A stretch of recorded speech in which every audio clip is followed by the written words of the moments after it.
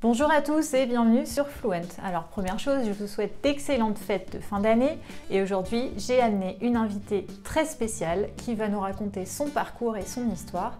Il s'agit de Théodora. Bonjour Théodora. Bonjour Lorraine. Comment ça va? Ça va.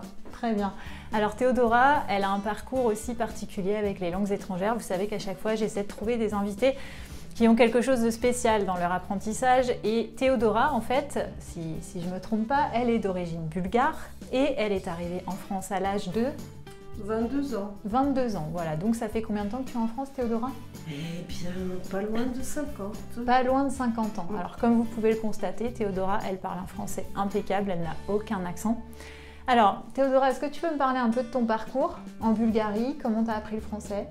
Alors, par le plus grand des hasards, j'ai été reçue au lycée français. En fait, j'avais très envie d'apprendre le français, mais je n'y croyais pas trop. C'était quand même très difficile et très sélectif. Oui. Donc j'ai fait 5 ans de lycée français, dont une année préparatoire où on apprenait uniquement le français. À partir de la deuxième année, on apprenait toutes les matières en commençant par des petites leçons pour apprendre les notions, pour arriver jusqu'au bac en français. Voilà. Donc tu as passé ton bac en français?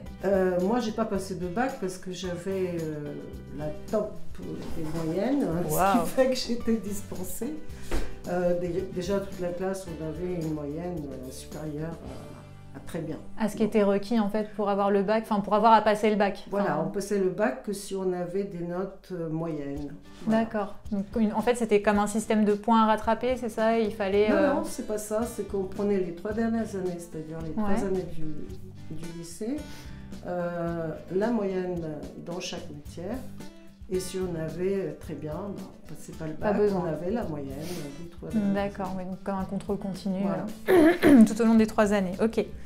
Et ensuite, j'ai continué à l'université en philologie française. Philologie française. Voilà. Est-ce que tu peux nous décrire un peu Alors la philologie française, en principe, on se destine au professorat de français, sachant qu'on peut aussi arriver à des fonctions différentes de traducteur, interprète, interprète en direct, enfin ce qui était le top, on va dire.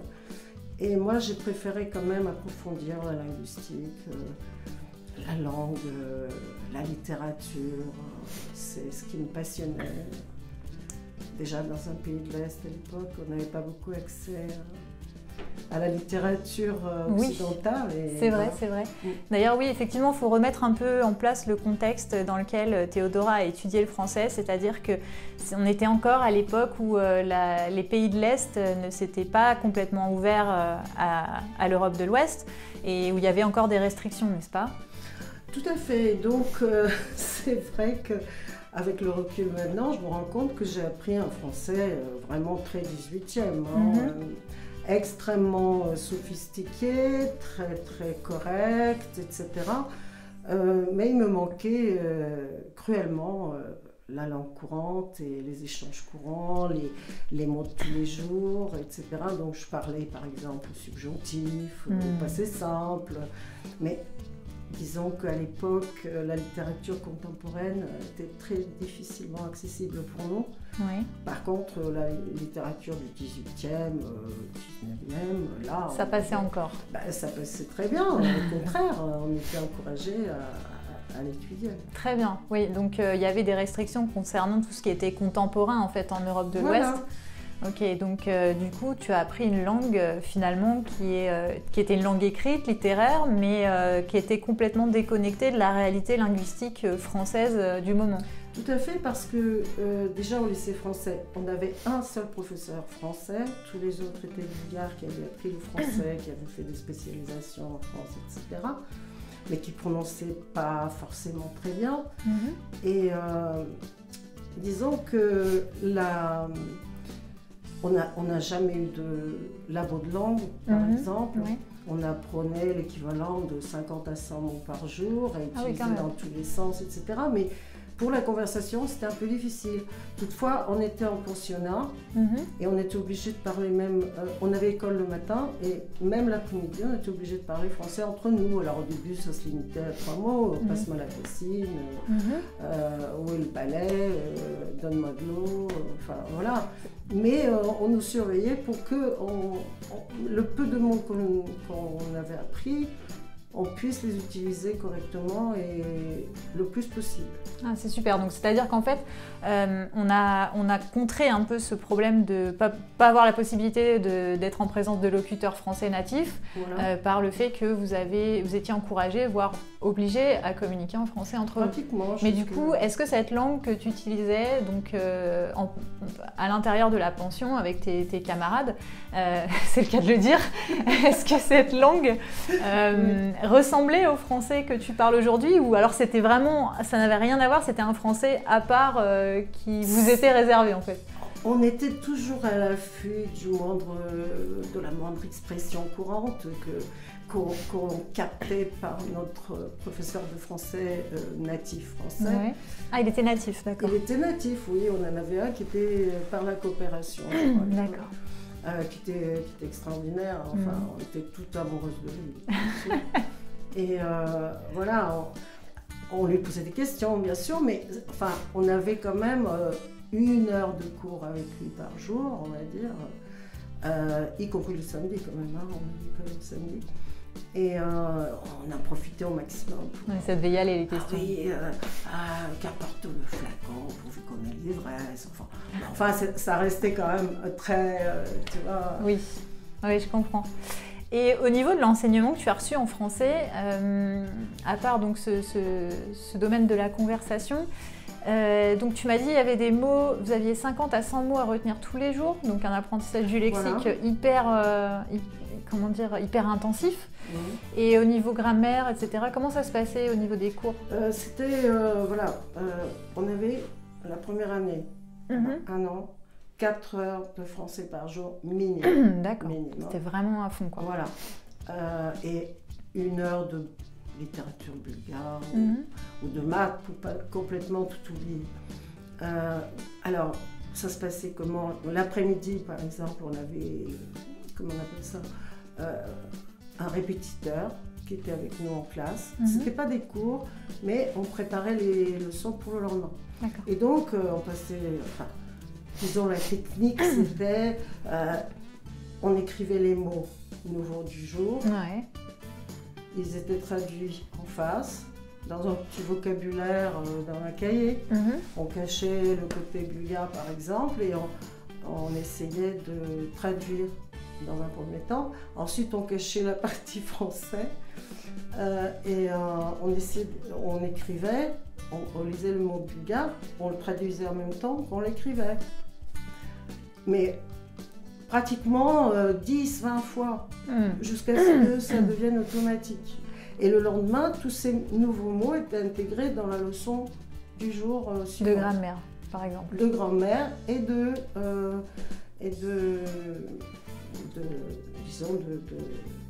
traduction, d'apprentissage de nouveaux mots. C'est-à-dire on incluait les mots qu'on aurait été censé apprendre la veille dans un nouveau texte qui incluait autant de nouveaux mots pour le lendemain. D'accord.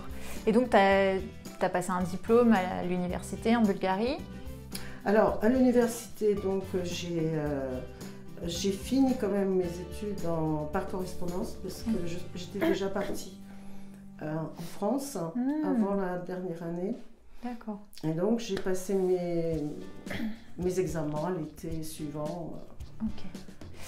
Et du coup, quand est-ce que tu es partie en France? Déjà, pourquoi? Comment? Dans quelles conditions? Qu'est-ce qui s'est passé? Là, c'est un peu discret. Ah, désolée. Bon, comme je disais, j'étais vraiment je travaillais pendant les vacances scolaires comme guide, interprète, etc. Et puis, il y avait des Français, des groupes de Français. Et j'ai rencontré un Français qui s'intéressait à moi, oui, et puis voilà, ça a matché. Ça a matché, ça a fini en France, disons. Ça a fini en France, d'accord. Mais j'ai jamais abandonné mon amour du français. En fait. J'imagine. Donc ça a été le déclencheur en fait, mais il y avait déjà tout un contexte. Donc déjà tu parlais déjà très bien français. Oh, je parlais très bien, mais tous mes interlocuteurs français que j'avais un peu guéris, parce que je n'étais jamais allée en France entre-temps, me disaient « Oh, mademoiselle, vous parlez comme un livre », ça me vexait un peu. Évidemment, je sortais des phrases du style « Ne vous inquiétez pas, pourquoi vous vous inquiétez? Vous crûtes que je fusse partie ?» Alors évidemment, un gros rire dans le groupe. Alors moi, je ne comprenais pas, puisque j'étais persuadée que mon français était parfait. Tu étais persuadée que ce que tu disais était juste correct. Et oui, ça crée un décalage, évidemment. Alors évidemment, les fous rires, après, j'essayais quand même d'intégrer. Mais le problème, c'est que tous les mots que j'apprenais derrière, enfin, tous les mots français, on les apprenait depuis leur origine. Donc on connaissait l'origine du mot, son évolution depuis le latin, etc. Surtout à l'université, on avait approfondi en linguistique, etc. Mais par contre, tous les mots que j'attrapais au vol avec mes interlocuteurs occasionnels, je les mettais un peu n'importe comment. Ce qui m'a valu que les premiers temps où j'étais en France, par exemple, mon beau-père à table, le premier mot que j'avais attrapé dans la journée qui me plaisait, je le mettais et je le mettais dans une phrase très soignée avec un boum.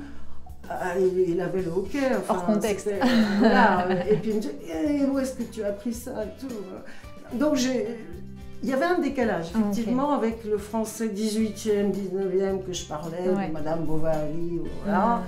Et puis le langage de tous les jours, quand j'ai commencé à travailler en France, évidemment, il y a des sketchs assez intéressants. Je me permets juste de faire une petite interruption.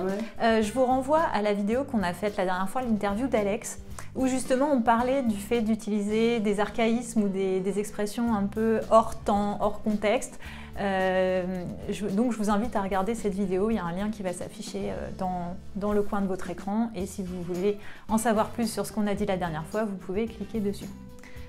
Théodora, pour revenir à ce qu'on disait, donc on parle de ton parcours en France. J'aurais aimé savoir un petit peu professionnellement comment ça s'est passé pour toi, quel a été ton parcours ici, parce que maintenant tu es retraitée.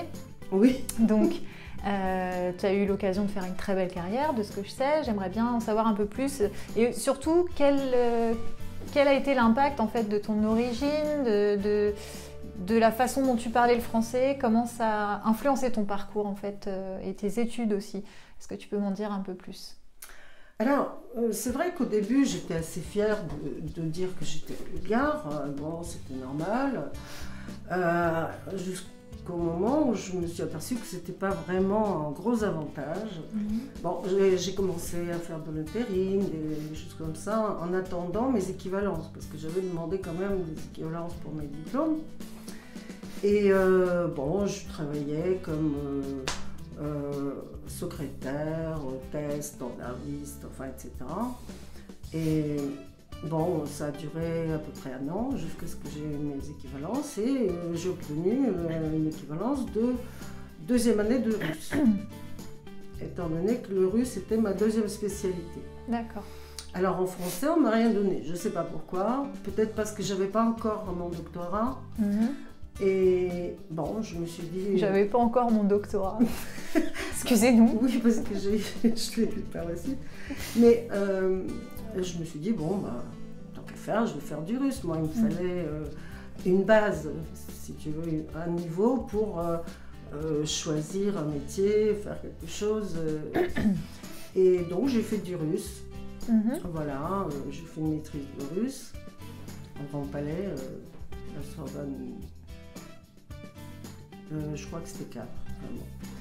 Et puis avec mon russe, avec mon niveau, j'ai pu passer des concours.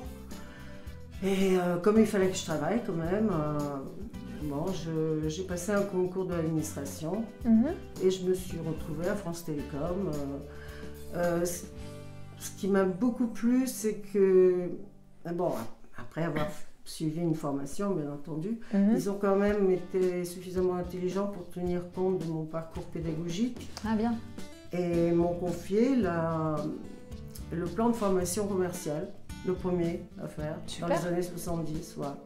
C'était quand même assez exceptionnel parce que J'avais une expérience pédagogique, effectivement, et ils ont su en tenir compte.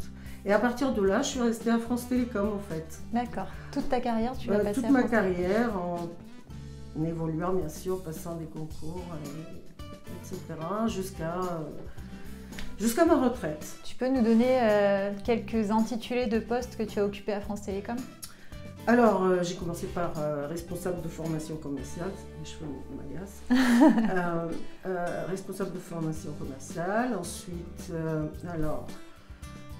à la chute du mur, j'ai eu la chance de repasser un concours pour l'international, parce qu'on cherchait au sein de France Télécom des gens qui parlaient des langues des pays de l'Est, et je me suis retrouvée responsable de l'Europe centrale, en fait. Ok. Donc, République tchèque, Slovaque, Pologne, Hongrie. J'ai évité la Bulgarie car je n'étais pas objective, forcément. Oui.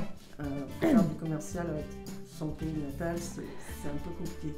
Tu voulais pas arnaquer Par contre, arnaquer les Tchèques, c'était pas grave. Non, pas arnaquer. Disons que j'étais beaucoup plus à l'aise. Je n'étais ni tchèque, ni française. Enfin, bien sûr, je comprends. Ils étaient plus à égalité. Tout à fait. Donc, après ce passage à l'international pendant 4 ans, j'ai été nommée directeur d'un institut de formation à côté de Rouen, où je me suis occupée de toute la formation, en tant que directeur, de la gestion des formateurs en technique. Bon, entre-temps, j'ai quand même fait un DESS en télécom. Donc, okay. Je voulais qu'on me prenne au sérieux, parce qu'avec mon diplôme de russe, les ingénieurs sont un petit peu dubitatifs pour vous confier des responsabilités. Niveau autorité, c'est pas voilà, donc j'ai passé aussi 4 ans à l'Institut de formation de France Télécom. Après quoi, j'ai été nommée directeur de la communication et directeur de la communication et secrétaire général de la direction régionale Poitou-Charentes, où j'ai passé aussi 4 ans. Et pour finir,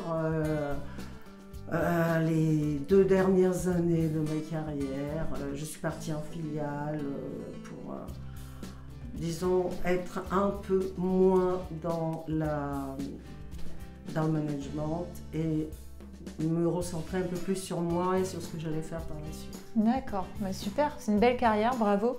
J'en suis assez contente et je regrette rien, bien que le français restait un petit peu en arrière-plan, mais bien sûr, avec toute la passion que j'avais pour le français, je l'ai développé par mes lectures. Oui, puis les télécommunications, quand même, c'est un aspect important dans la pratique de notre langue. Voilà, c'est toujours une communication. C'est quand même lié, ça reste de la communication, exactement.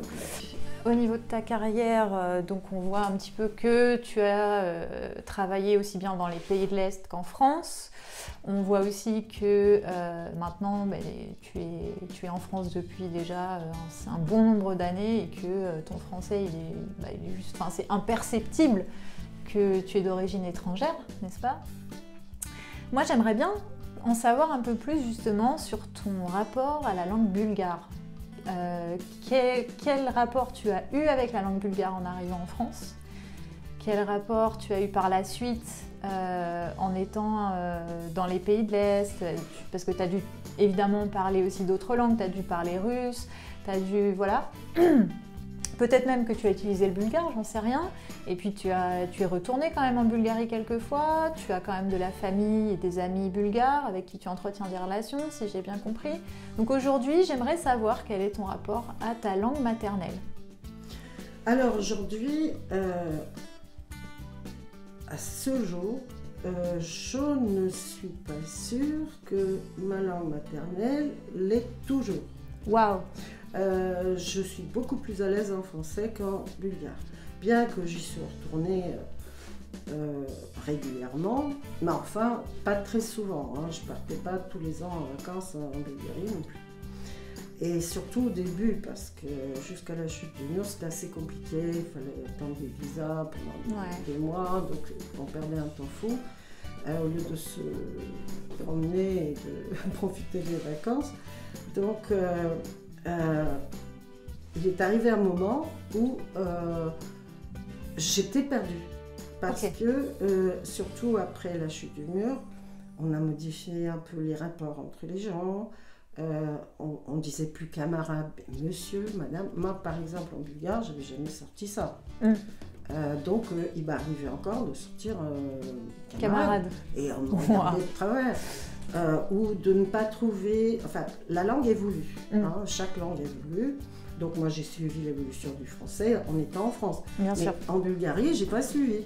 Et ils ont introduit énormément d'anglicisme, de germanisme, à chaque fois, ils prenaient pour un nouveau mot d'un objet qui n'existait pas en Bulgarie, ils prenaient le mot allemand, le mot anglais, etc. Et moi, forcément, je ne pouvais pas le deviner, ça. Avec les nouvelles technologies, etc. Donc, à un moment donné, je me suis sentie un petit peu décalée et je cherchais mes mots ou alors je disais le mot anglais, par exemple, mais ils avaient pris le mot allemand et ils ne comprenaient pas ce que je voulais dire. Au même titre que quand je suis arrivée en France, par exemple, dans mon premier job, un technicien est venu réparer le téléphone et il me demande un trombone. En français, donc. Voilà, en français. Et je lui dis un trombone, c'est pas le pom-pom-pom. Il me dit mais ça va pas. Je lui dis bon, où est-ce que ça peut se trouver? Alors il me dit dans votre tiroir. Alors, je dis allez-y, regardez. Alors il prend un trombone. Alors je dis vous voyez bien que ça ressemble au pom-pom-pom. Alors j'avais un peu le même problème. Enfin il a définitivement dû croire que j'étais pas nette. Oui, en plus tu n'avais pas d'accent. Non, j'avais pas d'accent, du coup... Donc il a dû se dire, mais elle sort d'où Oui, voilà, et il comprenait pas pourquoi, d'un seul coup, je comprenais pas ce que c'était un trombone. Ouais. Alors ça fait partie des objets usuels auxquels j'étais pas habituée en Bulgarie, ça n'existait pas. Ou alors on appelait ça kramer en allemand.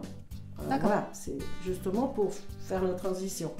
Et après, donc, en Bulgarie, je me suis retrouvée face aux mêmes problèmes avec ma langue maternelle. Oh là là. Donc, je ne comprenais pas certains mots. Oh, c'est dingue. Et, ou alors, je parlais comme il y a 10 ans. Oui, j'allais y venir d'ailleurs parce que ta maman est aussi venue en France avec toi. Voilà. Mais pas tout de suite, elle est venue bien plus tard, dans les années 85 oui, à peu près. Et du coup, tu parlais bulgare avec ta maman à la maison. Voilà. Mais c'était le bulgare jusqu'à 85 en fait. En maximum. fait, même pas. Même pas. Alors, disons que maman, elle parlait français, mais pas très bien. Alors du coup, elle me parlait en bulgare et je lui répondais en français, ça se passait très bien. Moi j'étais plus à l'aise en français, sinon en bulgare il fallait que je cherche mes mots. Elle était plus à l'aise en bulgare, donc on conversait dans les deux langues en même temps. Mais en fait, le bulgare, j'en avais plus l'audition que la pratique. D'accord. Voilà. Et à un moment donné, effectivement, il y a eu un basculement, c'était peut-être 5 ans après mon arrivée en France. Et ça correspondait aussi à l'époque où j'ai eu mon premier enfant. J'avais une amie de l'université qui est arrivée aussi en France. Et au départ, quand on était seuls, on se parlait bulgare. Quand nos maris étaient là pour pas, par respect, on parlait français.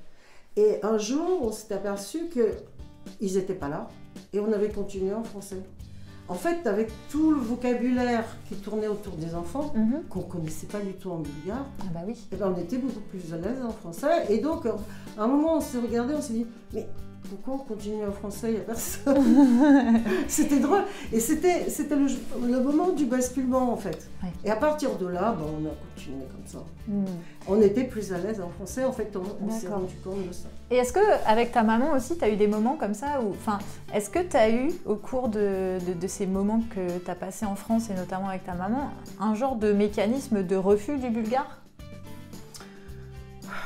Du style, elle te parle en bulgare, puis tu lui réponds quand même en français, ou des choses comme ça t'est arrivé ? C'était pas réellement du refus, c'était à un moment donné, il y a eu des souvenirs qui n'étaient pas très agréables, en fait. Ouais. Et chaque fois que ça touchait à cette période-là, notamment la période de grosses bagarres avant mon départ en France, des refus permanents, etc. Grosse bagarre. Grosse bagarre avec les autorités, on va dire. Ils ne voulaient pas te laisser partir. Disons, c'était pas du tout dans l'ordre des choses. Et bon, ça a duré quand même 3 ans. Alors, à chaque fois qu'on abordait cette période-là, disons que je préférais passer... Enfin, voilà, je préférais éviter d'en parler à Bulgare. Oui, il y avait un petit blocage, quoi. Oui, un petit blocage, mais bon... cela dit, j'avoue que la langue bulgare telle que je la connaissais a tellement évolué... dans des anglicismes, germanismes, américanismes, etc. Beaucoup plus que le français. Et ça me dérange un peu. Je suis un peu côté québécois, si tu veux, où ils sont vraiment très attachés au français. Ça reste mon grand amour, le français. Alors, stop au lieu de mettre arrêt, arrêt au lieu de mettre stop, par exemple au Québec. J'aime bien ce côté-là. Bien sûr. Et donc, le bulgare, il m'échappe un peu. Je comprends. Donc, il y a en fait un peu ta langue maternelle qui s'est, entre guillemets, fossilisée au profit de la langue que tu pratiques maintenant. Voilà, alors les choses se sont inversées. On va dire que maintenant, je retrouve ma langue maternelle et littéraire dans les livres bulgares, alors que le français est devenu ma langue maternelle courante. Des choses courantes. Et donc, surtout par mes enfants aussi. Voilà ce que j'allais dire. En fait, avec mes enfants, j'avais pas trop le temps de leur parler bulgare. Enfin, ou l'échange avec ma mère, bulgare ou français, il l'entendait, il captait quelques mots. Mais étant donné qu'à moi, ça ne m'avait pas servi à grand-chose, j'aurais probablement, si j'avais eu le temps, préféré leur apprendre le russe que de leur apprendre le bulgare. Donc tes enfants ne parlent pas bulgare?